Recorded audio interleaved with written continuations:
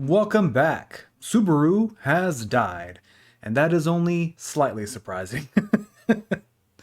He accomplished so much last time and then ended up dying as everything was wrapping up, and now he'll have to redo it. In the light novel, we start off in the void. Now, this hasn't happened since last arc, I think, so let me remind you what this is. Sometimes when Subaru dies or falls unconscious, he wakes up in the void first. He doesn't have a body, it's just his mind. And last time there were two people there, one covered in shadow and one covered in light. And he felt a strong desire to embrace the woman in shadow. And this time he gets even more emotional, I guess, when he hears the shadow voice say, I love you. The warmth he received magnified his yearning, his emotions, many times over, until they finally became sins. Sloth, because I can't wipe away your tears. Lust, because I want us to melt together and become one. Gluttony, because I want to consume you, to take all of you for myself. Greed, because I want to have everything that I love. Wrath, because I cannot forgive the absurdity of it all. Pride, because I scorn everything that is not you. Envy, because that is all I feel for the world that embraces you.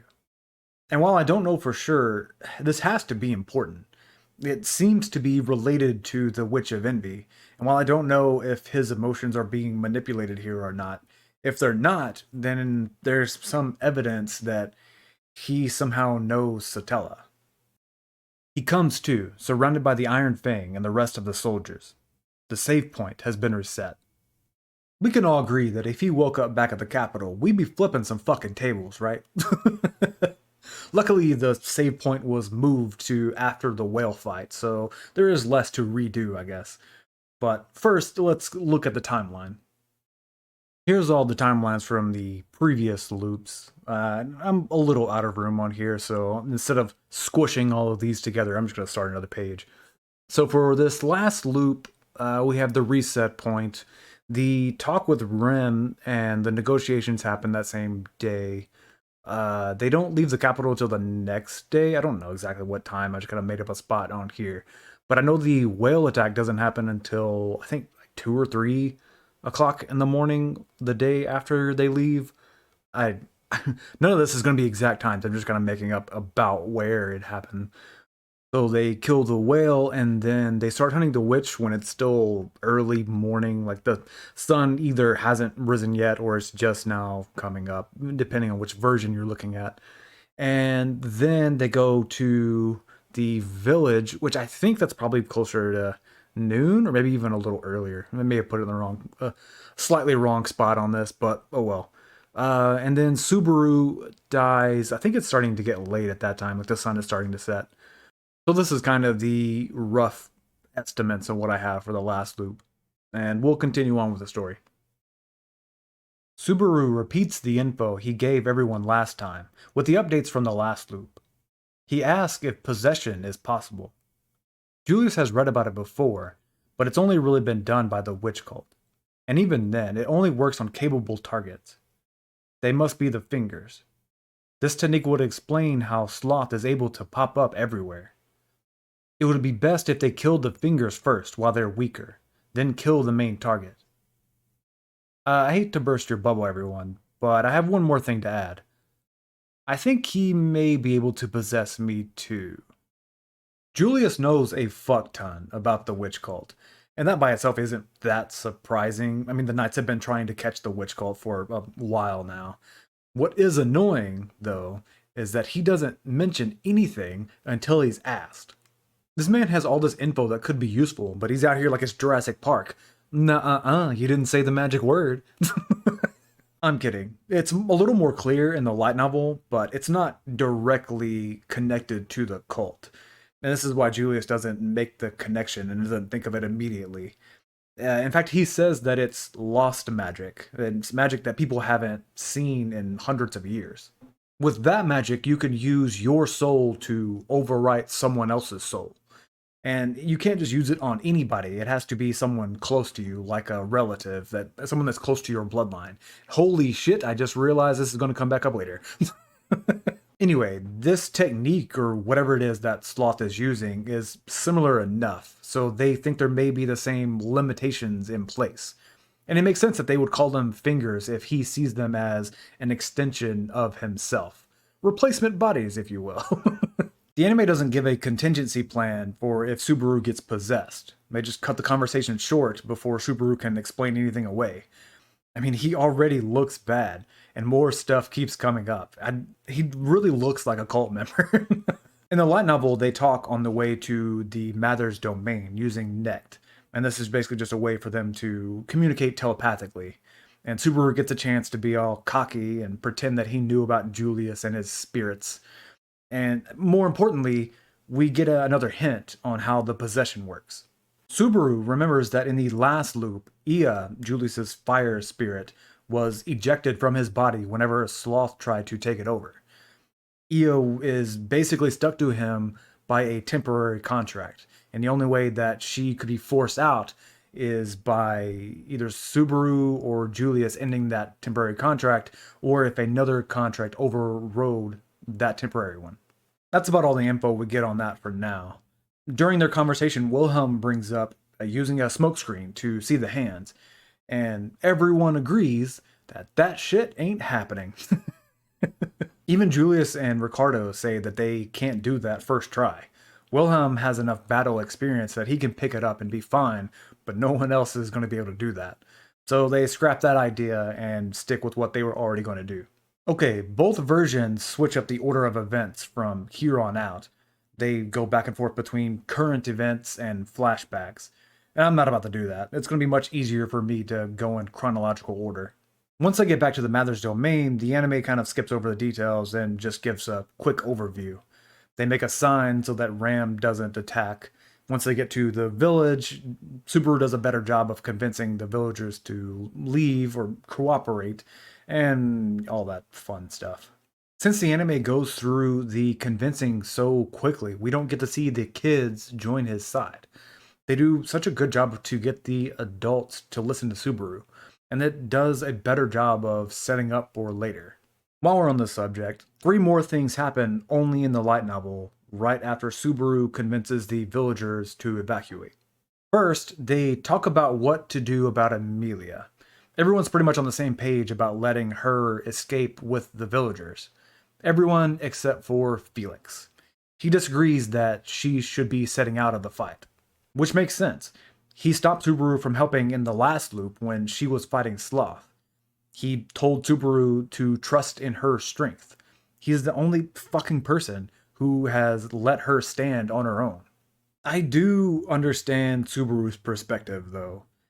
In the last loop, he saw her cry whenever she killed Beetlejuice. And it doesn't really matter why she was crying. He just doesn't want her to experience that pain again. In general, I agree with Felix on this topic. But when dealing with Beetlejuice specifically, I will agree with Subaru on this one. And the reason why will be covered in the next arc. Second thing that's only covered in the light novel, Puck actually shows up. Julius had used his spirits to go get Puck at the mansion while they were still at the village. He's pretty pissed about what happened at the capital, or at least he's pretending to be. I don't know, it's really hard to tell with him. Eventually he does calm down and Subaru convinces him to help evacuate Emilia and Beatrice. He doesn't really do anything to help either of them. He knows that Emilia will go along to help the villagers, so he just lets her know that it's okay to make that choice. And he admits to Subaru that he can't help Beatrice. So he doesn't really do shit. But it's still probably better that Subaru convinced him to help, just so Puck doesn't accidentally or on purpose mess something up later. Puck does help Subaru talk to Beatrice. He convinces her to connect the Forbidden Library to a door at the village, and Subaru goes in to try to convince her to leave. And as you would expect, it doesn't work. It almost does work, actually, but she changes her mind at the last step. She can't leave because she has a pact, a contract, and goddamn, Subaru is dense. It's so obvious that she is a spirit. It is practically punching him in the face, and he still does not get it. They do settle on it being okay for her to stay since she's in the Forbidden Library. She's pretty safe. But Subaru does make a promise that he is going to drag her out of there once all of this is done. Something happened in the last loop that I forgot to mention, and it's going to be really important for later on. Ram doesn't ask about Rem. Not in last loop, not in this loop. Rem is just never brought up. And this is going to be important in the next arc. Emilia wakes up after getting very little sleep. Puck is already awake. You're up early today. Morning, Leah. I thought I'd give the whole early to bed, early to rise thing a shot. Just kidding. I was worried about you. That fucking liar. He was out talking to Subaru. The anime doesn't have that scene, so he gets away with it there, but I'm not letting him get away with it. Emilia has had a rough week. I mean, she was already stressed about what happened at the Capitol. She blames herself for what happened to Subaru. I mean, she has lived most of her life being hated by everyone, so she thinks that him being around her is the reason that he keeps getting hurt. In addition to that, Roswaal has been gone for like 5 days now, and all of his responsibilities got put onto her. I mean, she's been trying to get ready for this type of thing, but it kind of got thrown at her all at once. We know from the last loop that Ram noticed something was up with the forest using her clairvoyance, and that happened 2 days ago. Since then, Emilia has gone to the village to try to get them to safety since they don't know what's going to happen. And the villagers told her to her face that they're not going to listen to her. And then last night, they get a blank letter from Crochet. So it's just one thing after the other, adding more and more stress to her. And she's just trying to do her best. We also get some important information for the timeline. It has been 1 week since the candidate meeting. Finally, a definite time period. So if we look at the last loop, we know this would be the same day as the witch hunt and the attack on the village. So the light novel says this is 7 days since the events of the Capitol, but the arc itself doesn't start on that day. It starts the day before, I think, which means that this is technically day 8 from the beginning of the arc. So I'm going to go ahead and just update these days on here just so we can kind of see. That would mean that the reset point is actually on day 6. Again, this is kind of me guessing on that, but hopefully I'm right. And we can go ahead and go back to the previous loops too here and update these days to hopefully match with everything else. Emilia decides she'll go back to the village today. Before she can leave, Ram and Wilhelm walk through the door. He explains the mix-up with the blank letter. Crochet and Roswaal made a contract. He will give up a cave in his territory to be mined, and Crochet will help stop a ring of criminals nearby. They will evacuate the village to keep them safe. Since there's so many people, half the villagers will go to the capital, half will go to the sanctuary. Sanctuary really hasn't been brought up yet, but we'll learn more about it in the next arc. For now, it's just another place in Roswaal's domain. Wilhelm doesn't really give a whole lot of details on the Alliance, but given the time crunch, I think it makes sense. They can always tell Emilia more once everybody is safe. Well, I say that, but this is kind of a problem with how they portray Emilia. All the other candidates are good at being leaders. They have no problem speaking up for themselves, and if something important comes up, they will step up to the challenge. But so far, it's been the opposite for Emilia. Everyone around her treats her like she's useless. And I don't think they all do it intentionally, but that is what ends up happening. She wants to help, but they tell her this is all Roswaal's plan, and she needs to go to the capital to finalize the alliance with Crochet. Instead of explaining the full situation to her and letting her lead, they tell her it's all been taken care of, and she just needs to play along. Felix is the only one that's voted for her to contribute, and that idea was shot down by everybody else. I think this is the reason so many people in real life aren't huge fans of hers. Everyone in the anime and the light novel treats her like she's a child, and she doesn't really do anything to change that. But we'll cover this more in a later arc. Well, next arc, actually. Subaru bursts open the door and walks in wearing a disguise. He announces that the enemy is moving, so they need to act now. He's wearing the hooded cape that Amelia wears occasionally. He got it back whenever they were at the Capitol and had their little fight. Before she left, she threw it at him and he just kind of hung on to it since then. Remember that it's enchanted with magic to hinder observation. So Amelia's not being super stupid right now by not recognizing him. It's literal magic. And the anime doesn't explain any of that, so it just makes Amelia look worse. Amelia agrees to the plan and they go to the village. Everyone is already getting ready and packing up. The kids will go with Amelia in the same wagon, but she hesitates. She had been rejected by the villagers yesterday because of who she is. She thinks this arrangement is being forced on the kids and doesn't want to upset them or their families, so she objects. Can't we put them in a different carriage? That would be better for the children. You think no one would want to ride with you? Have you asked the kids how they feel about that? What do you think, Petra? Do you refuse to ride in the same carriage as she does? Amelia braces herself for more ridicule. Of course not. Aren't you the lady who came with Subaru to watch our radio calisthenics? Come and ride with me. I think the magic cloak lets you pick and choose who recognizes you and who doesn't. So in this case, Amelia doesn't recognize him, but the kids might? I don't know for sure. I'm pretty sure he talked to them beforehand, though, so they have a plan already, even if they don't recognize him right now. This is a nice scene for Amelia. These kids haven't had years of witch hating beaten into them yet, so they're not afraid of a half-elf. We kind of saw this earlier in the light novel. The kids kind of know who she is because of her connection to Subaru. Man, he has put in a lot of work before all of this to build a rapport with them, and it's actually starting to pay off. Subaru finds a spy, along with a few cultists. He takes him prisoner, and gets the map he had, along with the media that was used to communicate with the others. The spy had been told the schedule, but there was a 2-hour difference. The rest of the cult will be 2 hours behind, and now Subaru's group had a map with all of their locations. The anime does a shit job of explaining this. Most of the cult members have essentially a suicide pill in the form of a magic crystal embedded inside of them, but this guy doesn't have one. They learn that the fingers don't have that magic crystal inside of them. Instead, they have weird clusters of mana and a ritual that causes them to self-destruct whenever they kill themselves.